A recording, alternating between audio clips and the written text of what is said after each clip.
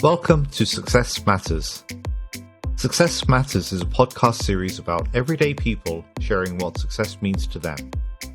My guest today is businesswoman, author, and godmother to entrepreneurs, Alison Edgar. Alison, thank you very much for joining me on my Success Matters podcast. You're a very successful businesswoman, you're an MBE, you're a mother of 2 children, and you're an award-winning author. I mean, it's like, where do I even begin in the conversation with you? But one of the things actually I picked up on from your books is that you have dyslexia. So how does dyslexia affect you and your day-to-day work, and also when you were growing up as a child? I think it's probably easier to start of growing up as a child, because that's when I didn't know, like, I tried really hard. I'm one of those people that, like, if there's an award for trying, I'm going to get that trier's prize because I just keep going. I'm quite resilient. But what was happening, I think the first signs for me was when I was sitting my O-levels, GCSEs, and my sister was an academic, or is an academic, so she was a sort of easy, straight A student. She could remember everything. She was studious and she worked hard, so it was great for her. Yeah. And I was studying really hard, and my parents were trying to help me remember, and my photosynthesis, right? So it was chemistry, and I would go through it, and of course, one minute I would remember all the answers, and then I would go away, say I had dinner or whatever, and I'd come back, and my sister or my mum and dad would say, "So what is photosynthesis?" And I'm like, "I don't know, I can't remember." And they're like, "Oh, really? You can't remember? We did this 5 minutes ago." And I'm like, "No, really, I can't remember. I couldn't retain the information." Mm-hmm. So when it came to sitting exams, I thought I was just thick, really. I mean, and I think in education at that time, they didn't really know any better. So they sort of thought that you weren't trying, and I knew that I was trying my hardest. Mm-hmm. So when it came to the results coming in, like, my mum and dad really were praising me for the effort that I had put in.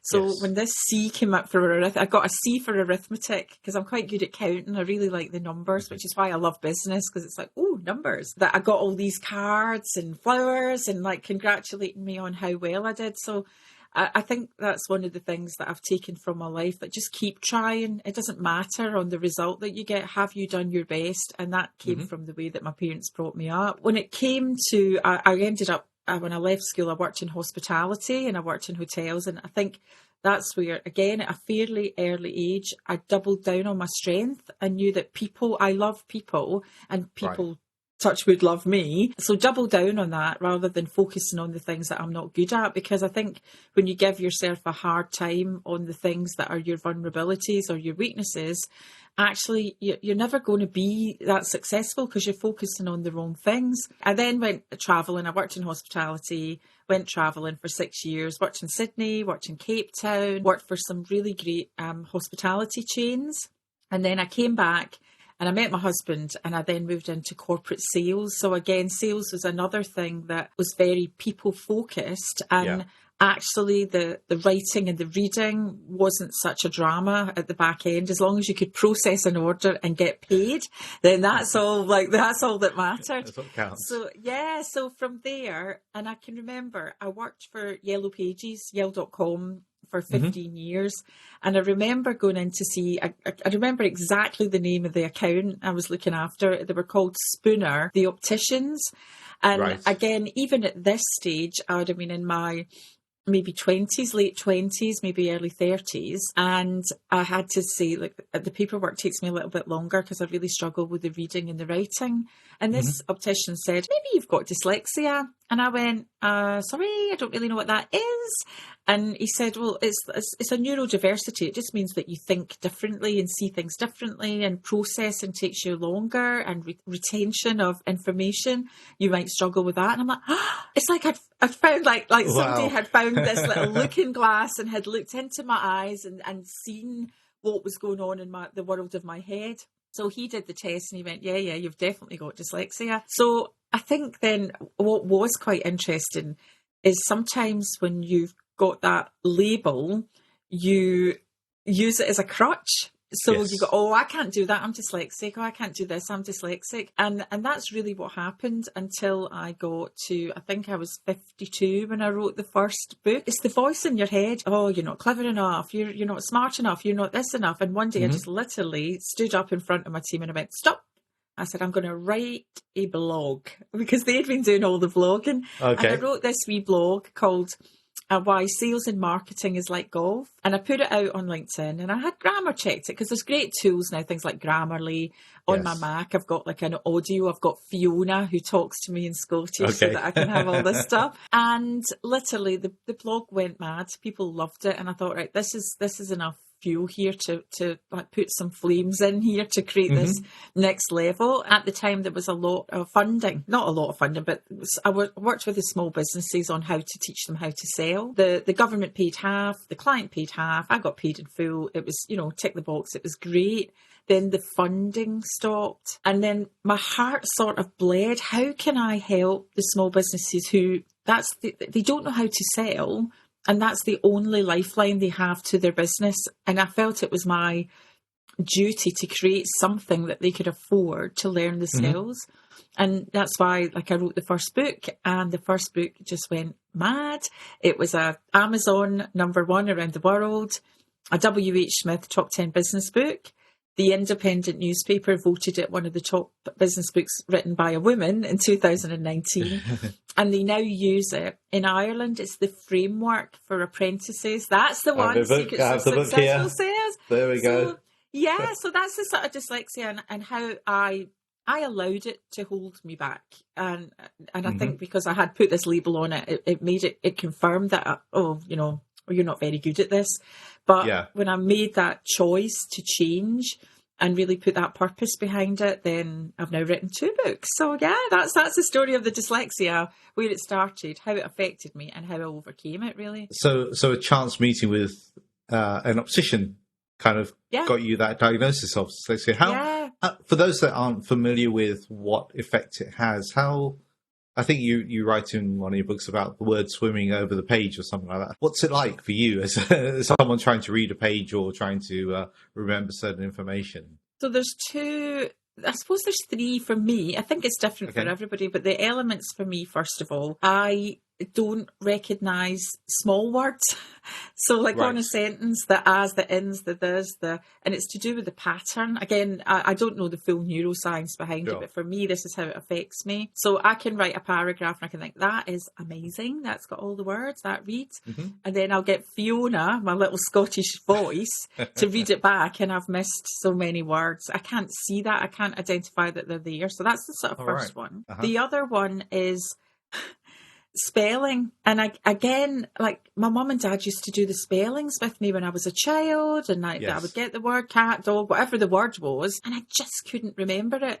And sometimes people say, oh yeah, but that's okay because Grammarly will fix that, or such and such will fix that. But if you don't have a clue how to start the spelling of the word, it can't fix it. So it's and because I can't retain the traditional, so again, I'm trying to think of a word that's quite confusing to spell, but most people without dyslexia will just know that it's A, B, C, D, E, F, G, H, or whatever the word is, and they will learn that. So every time they write it, they will have learned that word.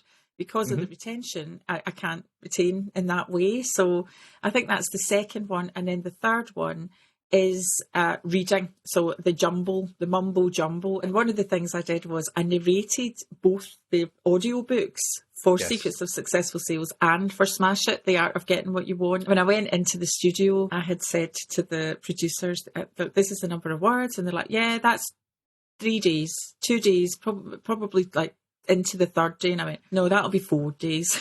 And they're like, no, that number of words. I'm like, yeah. And again, your head jumps ahead. So you're reading it. And when I was narrating, I was getting dead excited because I'm thinking, oh, I've done a whole paragraph and I've not made a mistake.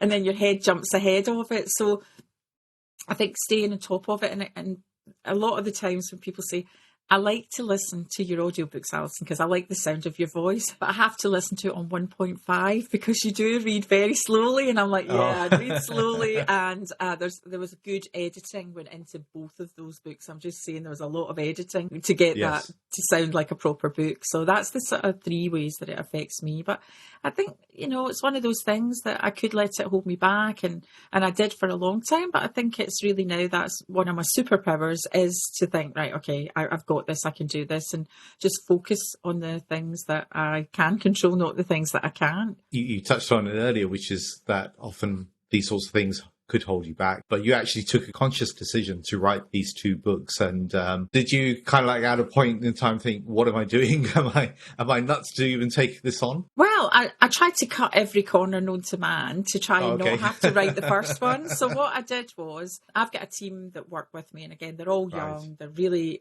it's just great. We work really well. Like, one of the girls has just gone off on maternity leave. She's been with me for 5 years. The other girl's been there for 2. And then I sort of encourage them to go off travelling and see the world, but they're still like part of my family. One's in Australia, one's in Portugal, but extended. So if I ever need like anything checked, any of the written work checked, then Natasha in Australia checks everything for us. She's the backstop, we call her. When we look at how everything sort of fitted into place with the books, I think it was just because I didn't think that I could do it.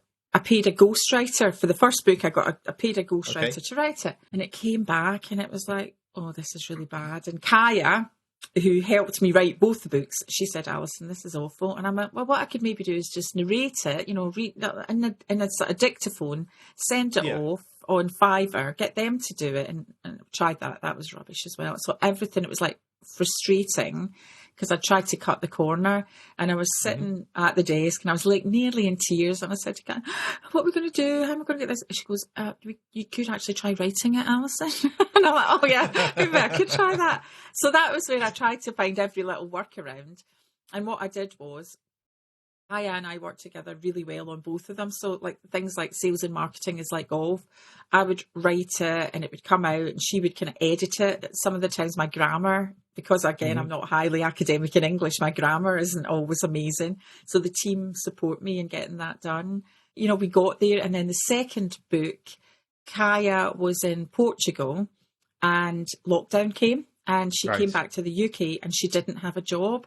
And one of the things because my team are young and for me as well, like I didn't want to furlough. I wanted us to continue to work because I believe I'm really passionate. The day you stop to market yourself is the day you shut the doors of your business. So I said, like, we're going to keep going. I'm going to keep paying everybody. And I said to Kaya, like, do you want a job? And she said, well, everybody's getting like put on furlough or made redundant. I went, no, not in my world. So she came back. And we did the same thing. We put together the shape of Smash It.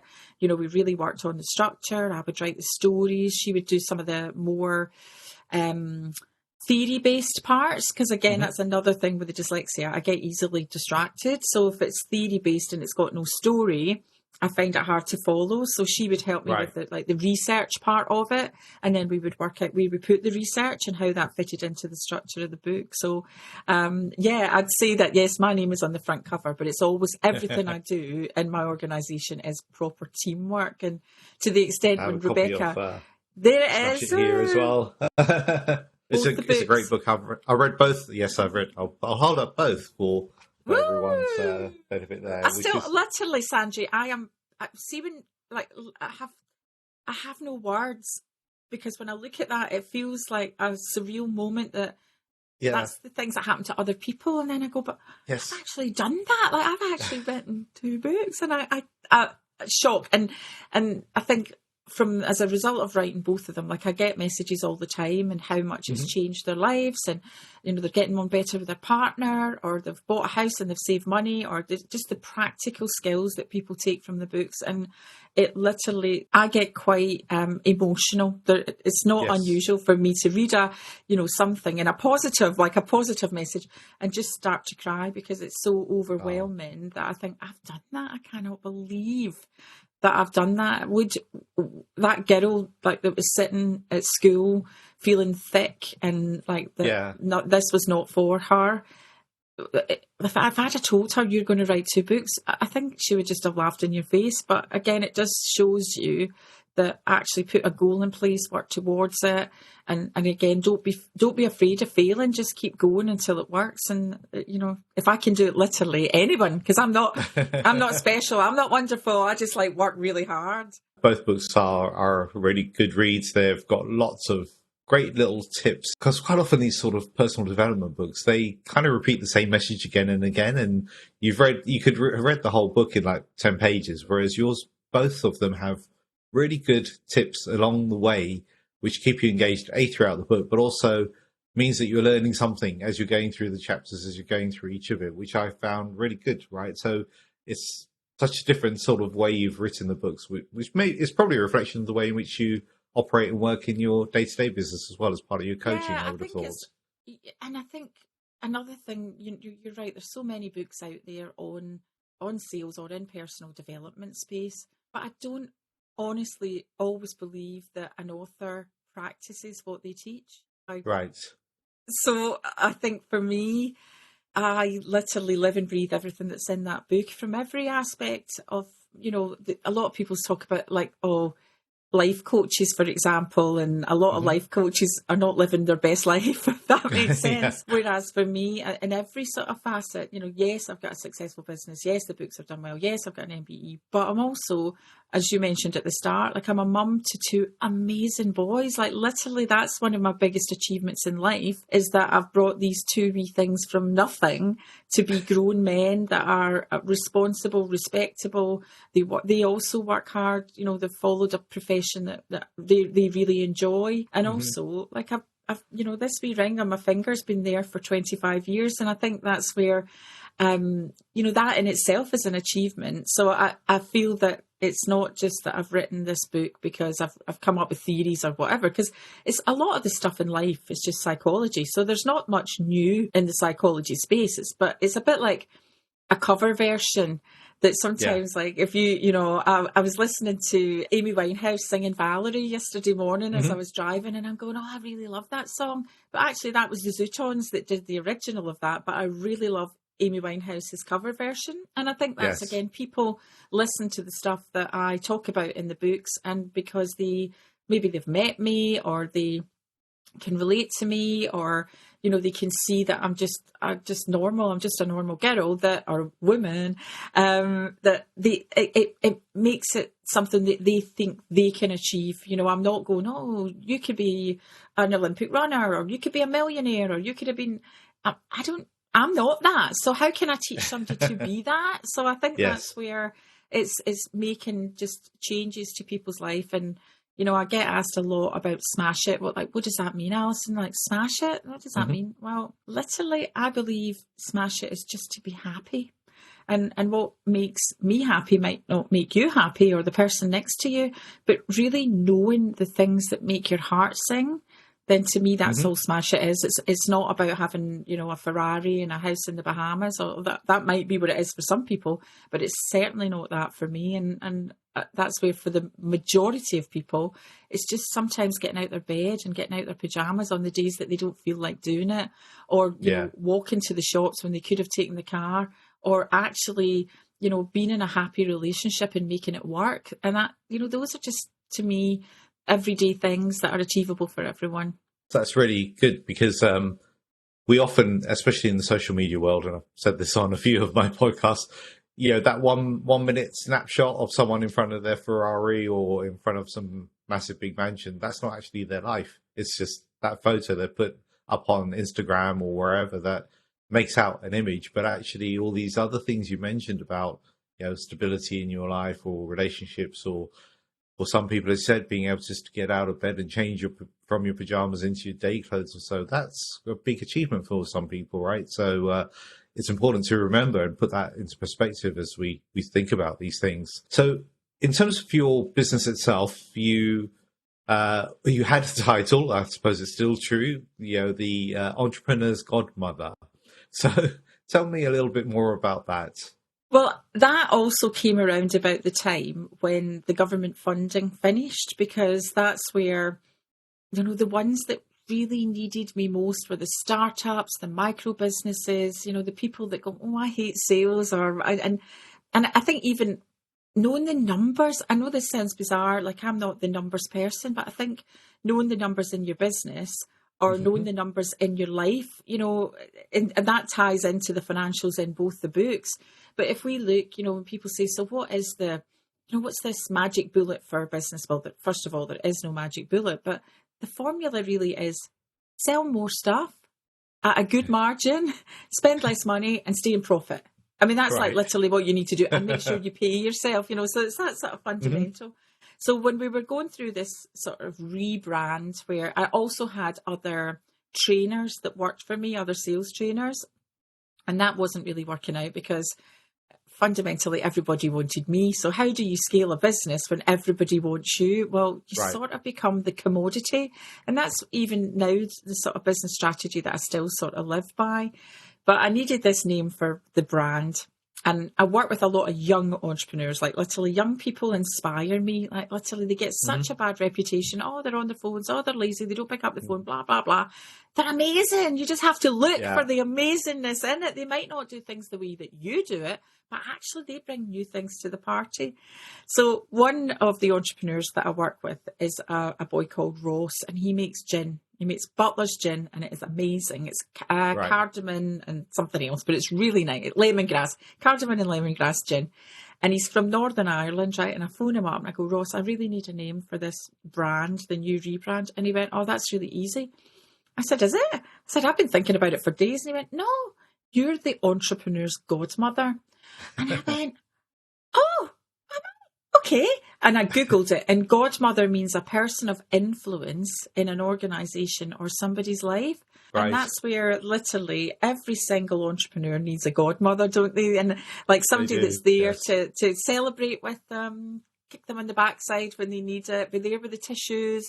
You know, that's what a godmother does. It's what they do in life. So why would that not be true for entrepreneurship? So that's what we did. And I had the book really was written for that sort of space, the entrepreneurial space. I still do some work. I had a Facebook group at that time, and I still do some coaching, sort of small coaching programs and online courses. So there's still collateral there to help people in that situation. But what I've found has happened since, well, maybe just before COVID and during COVID and now, is an evolution. So it's that sort of change in like who I'm helping, how I'm helping them. And I sort of was getting called to the corporate world, which is how we met, wasn't it? We met at the Women in Sales conference when you were judging and I was on the panel. And a lot of the time, it sort of reflects back to the time, because I did spend 25 years working in corporate. So I do know the challenges with communication,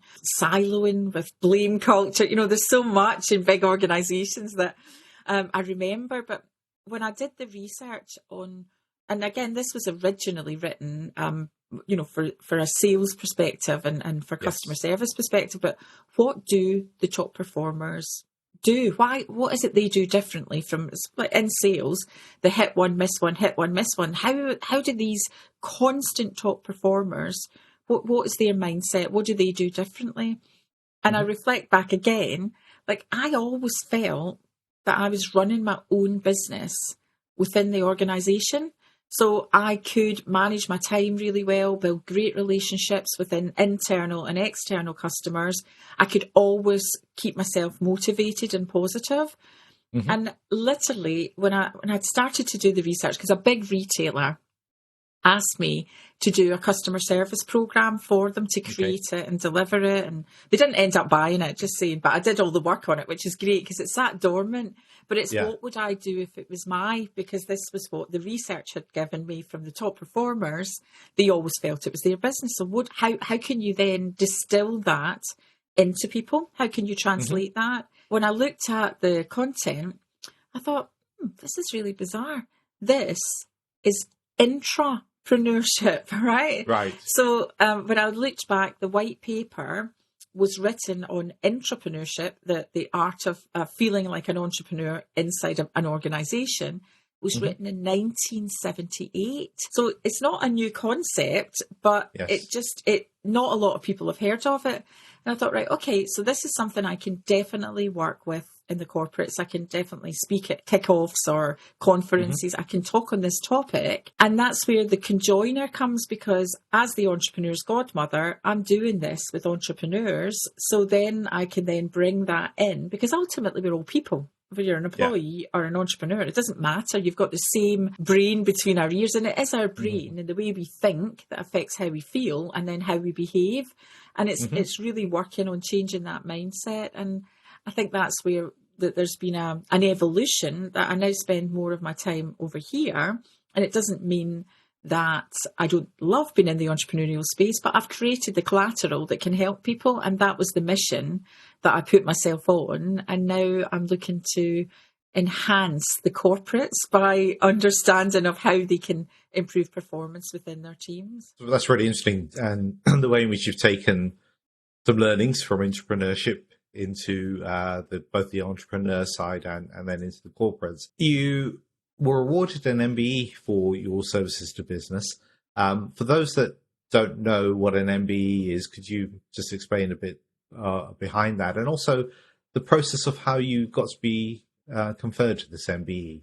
It was with our late Queen, which was such, literally an honour. And what happens is every year, the King, now King, they choose, it's about 1,000 people once at the birthday honours list, so the royal birthday, which is May, I think, and then the new year, so 1st of January. And what they do is they choose people who have shown outstanding contribution to something. So you can get them for like marrow growing, services to marrow growing, services to canoeing, services to sport, services to television, music. In a small minority, there's some for business and for mine is for entrepreneurship and business. So maybe 4% of the overall awards go to that sort of category.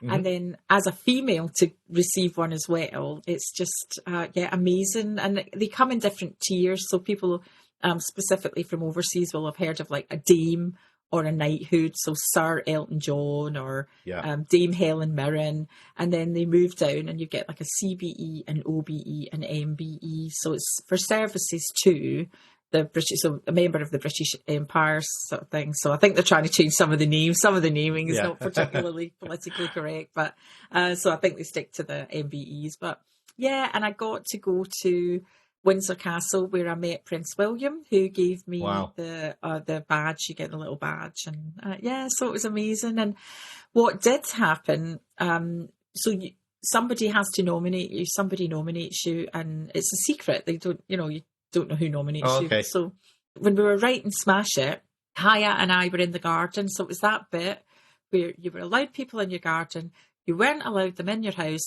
And if they needed a wee, it got quite confusing of where they had to go. Are they allowed in? Are they not allowed in? So we were out in the garden. The weather was really nice. And again, because of the dyslexia, I get quite easily distracted. So Kaya's talking, we're writing, she's checking. I thought, I'll just check my emails. And the email came in from the Cabinet Office. So the Cabinet Office distributes the letters, or at that time, because of COVID, the emails. Right. And I said to Kaya, are you my press officer? She went, yeah, I suppose so. I said, and again, because of the difficulty reading, I said, can you read this email for me? And she went, yeah. And I said, I think I've got an MBE. She went, yeah, I knew that. The man phoned me a couple of weeks ago to confirm your details. She had nominated me 3 years prior to this, when she was 21 years old. So it was it's amazing. And again, like we're such a close team. It was just outstanding. And great for her that she's, so like now, I don't know how old she is now. She's 28, maybe 27, 28. She's written an award-winning MBE application, and she's sort of co-written 2 books at 28 years old. And it's just amazing. So, and it's interesting because a lot of the time, like I'll say we this, we that, because I never really refer to myself as an I, because it's not me. You talk to me, but I can't do it without the support back at house. And Rebecca, who's been with me for 5 years, she's just gone off on maternity leave. She was sitting, again, I put the team through qualifications. So Rebecca did her digital apprenticeship. She's done her leadership. She's done another leadership. So it buffs their CV so that if they ever want to leave, they've got a really good CV to take with them. And she was going through the like the checks for the exams, and they came back and said, we can't mark your paper. She's like, why not? Because the whole way through, she was going, and we did this, and we did that, and we did the next thing. And that's because we refer to we all the time. And I'm like, you should have to say I, because otherwise they'll think we've done it together. So it was quite an interesting thing to happen. And, you know, coming back to, you know, what I was saying earlier about Smash It, that the things that I talk about and the things that I teach, I live and breathe by this stuff. It's not something I do just to put pages in a book. And I think that's where, you know, sometimes you look at people and you think, you might have written that book, but you're not doing that. So, yes. And I think that's where, you know, we met at the Women in Sales, and I know that I'm well respected. I know that because, like when we started the conversation, that the people who are there really respect me and what I've achieved, but not just that, how I perform every single day, that it's not just made up for a book, that they know that that's how I live my life, really.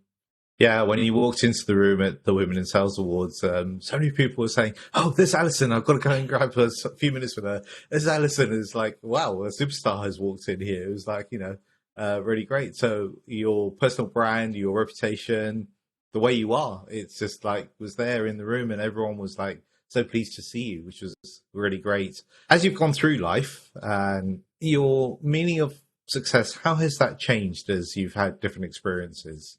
So I think that's a really interesting question, because I think that with age and stability, that I think, again, coming from a sales background, it was always about the cash. And again, I do believe that money does open different doors to different things.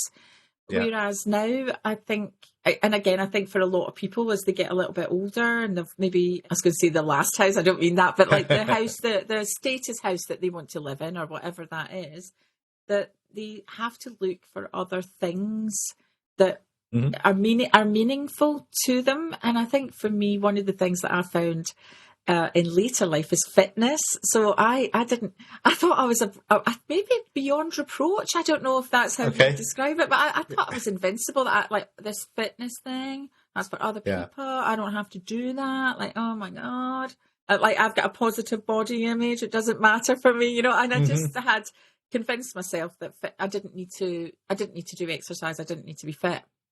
And what happened was I had gone to the doctor because I was really struggling to walk. Like literally, I could hardly walk. And they said, hold out your hands. And I'm like, hold out my hands, but I'm here about my legs. And it's, you can sort of see here that it turns out I've got quite bad arthritis. And again, I didn't even know what arthritis was. Actually, I'm like, I don't really know. And I went, well, that's really great. You've really like come up with a solution. What medication do I take? How do we get rid of this arthritis thing? And they said, no, it doesn't work like that. You've kind of screwed your body because you've not been doing any fitness for 50. Oh, right, okay. So I said, well, how do we kind of stop this? How do we change this? And they're like, well, you have to lose weight. You have to get fit. And I thought, right, okay.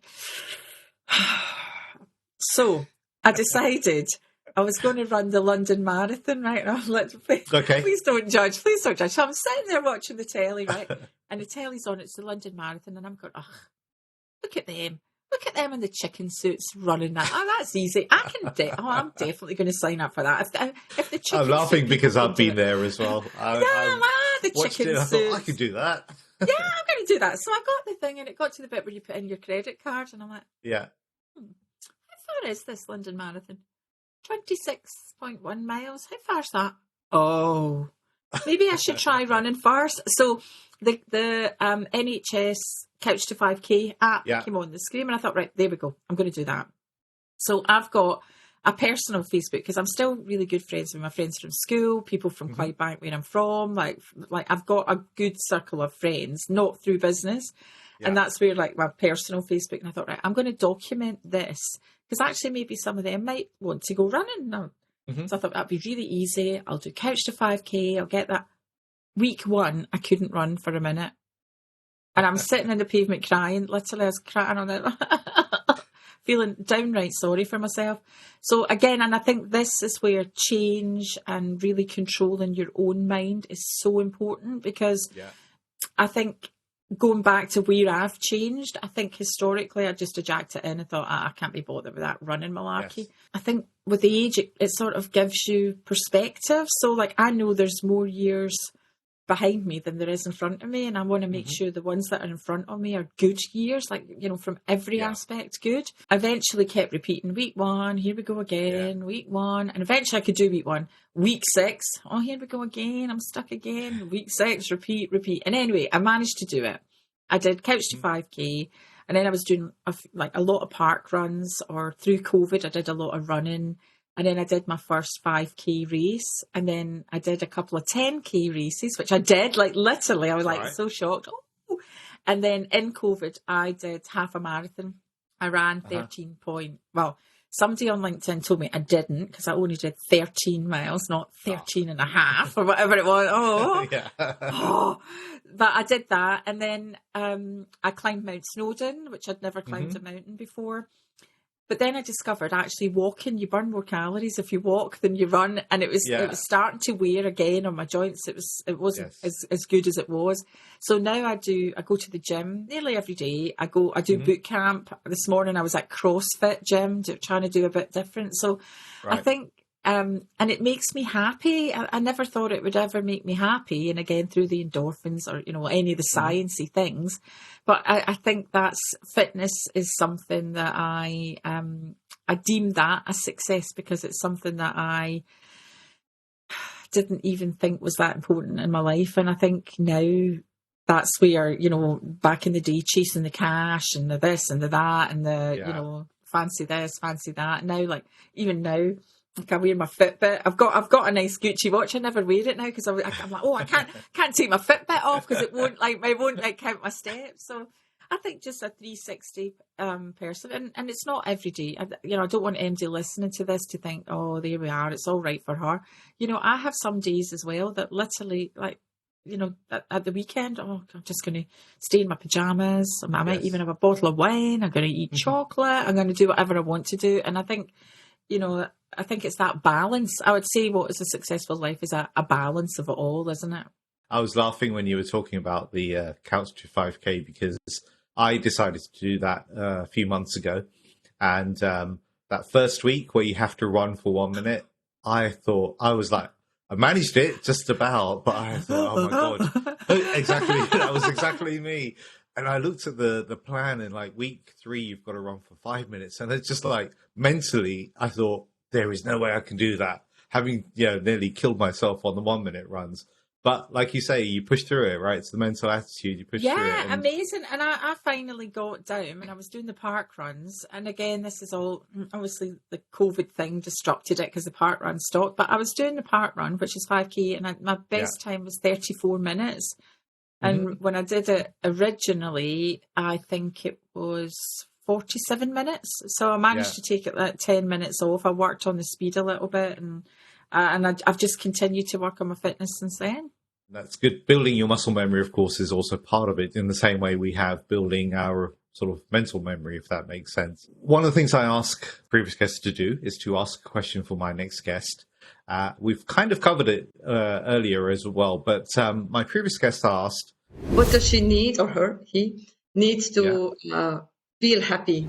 I think a lot of that we have covered. I think I need company to be happy. So I'm happy with my own company, but I really like, in the book I talk about the bank of faffing around, and just being around people with like that are fun. I like fun. So like, I'll give you an example.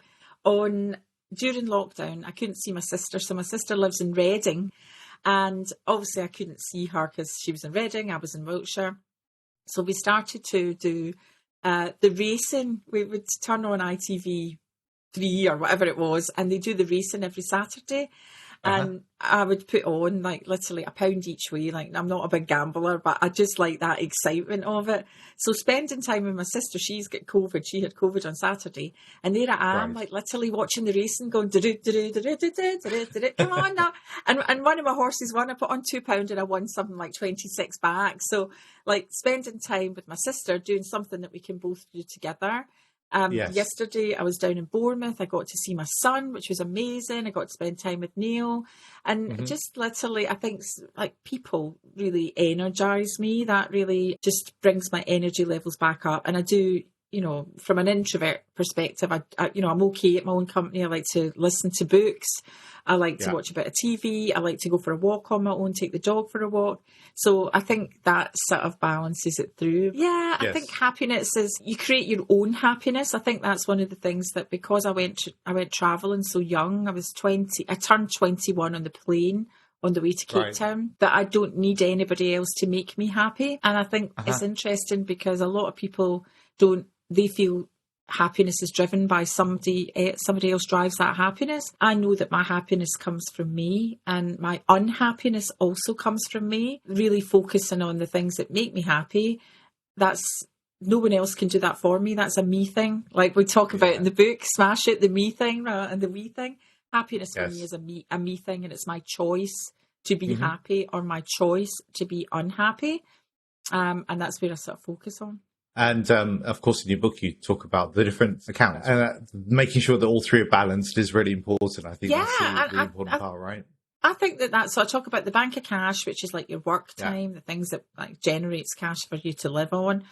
The bank of giving back, so giving back to other people, but also giving back to yourself. You know, sometimes just taking a bath, or, you know, whatever it is, reading a book on your own. And then the bank of faffing around, so the things that just make your heart sing. And again, that's for me, dancing on tables, singing, watching maybe a wee bit of TikTok, or re-energizing. So, and I think, you know, one of the things, if I'm working with a coaching client, when they're not happy, because I think it's a really important thing to gauge your own happiness on a regular basis, because a lot of that comes from like, where are you now? Where do you want to go, and what needs to change? And sometimes it could be changing your job. It could be changing like your relationship. It could be, you know, there's so much, but really gauging your happiness level on a regular basis. And that's, again, it's up to you. No one else can do that. Your employer can't do it. Your partner can't do it. It's a you thing. Do you have a question for my next guest?